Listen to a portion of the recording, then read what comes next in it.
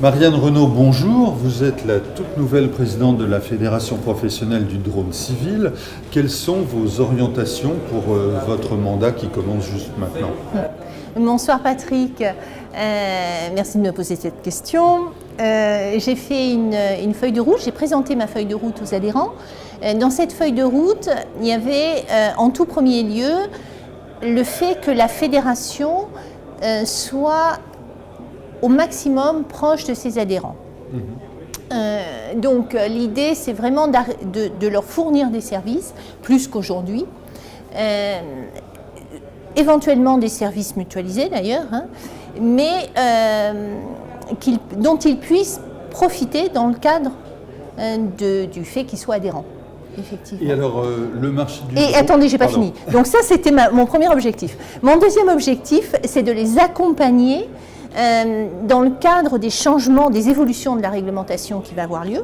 Oui. Ces changements vont être très importants. On va s'orienter vers un déplacement de la prise en compte de la sécurité dans le drone lui-même, c'est-à-dire dans le matériel. On va se rapprocher d'un milieu aéronautique et des exigences dont le milieu aéronautique a l'habitude.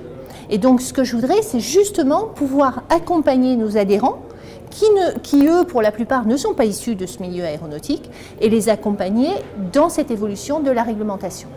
Le marché du drone est en pleine effervescence depuis plusieurs années, depuis sa naissance. Comment vous voyez son avenir ? Sur le marché du drone, typiquement. Son avenir, je le vois... Alors tout d'abord, vous savez que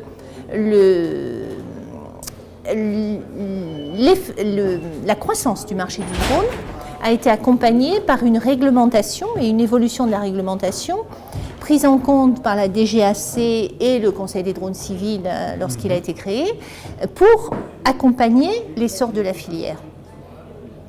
Et l'avenir de cette filière, qui compte à peu près 5000 opérateurs et 9000 drones en France, et qui génère un chiffre d'affaires de 200 millions d'euros environ, toute filière confondue, ce que je pense, c'est que elle va évoluer dans la nature même. Ce qui va également apparaître, émerger, ce sont tous les processus de traitement, d'analyse de données, des traitements également. Donc en fait, on va s'orienter vers des cas d'usage un peu plus compliqués qu'aujourd'hui, dans le cadre d'une réglementation qui, elle, sera européenne. Et dernière question, alors quelle est la place des applications de sécurité parmi les nombreuses applications des drones civils ? Est-ce que c'est un sujet qui va devenir de plus en plus important dans votre profession? Oui, tout à fait.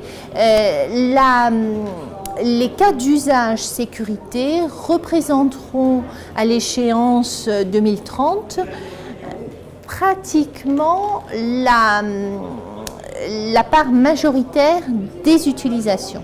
Elle se rapprochera des utilisations, enfin d'après les perspectives, bien sûr, d'après les analyses, elle se rapprochera de l'utilisation agriculture.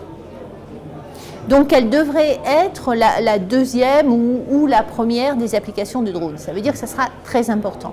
Ce que l'on voit apparaître, en France comme à l'étranger, ce sont effectivement, par exemple, pour donner des exemples, la surveillance des forêts, des feux de forêt, l'aide aux personnes, le secours éventuellement des personnes. Vous savez qu'il y a eu des expérimentations cet été. Catastrophe naturelle, par exemple. Aussi, mais aussi de secours aux personnes où le drone peut éventuellement délivrer ou larguer à proximité des objets qui permettent de porter secours à la personne.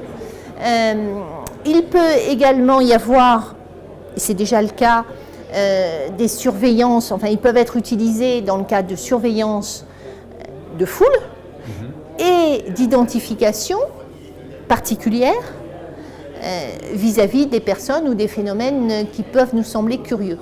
Mais ce sur quoi je voudrais insister, c'est que dans toutes ces surveillances et identifications, ceci suppose aussi qu'on ait les applicatifs et les traitements de données qui correspondent vraiment à ce qu'on veut faire et à l'usage qu'on veut en faire. Très bien, mais je vous remercie. Merci.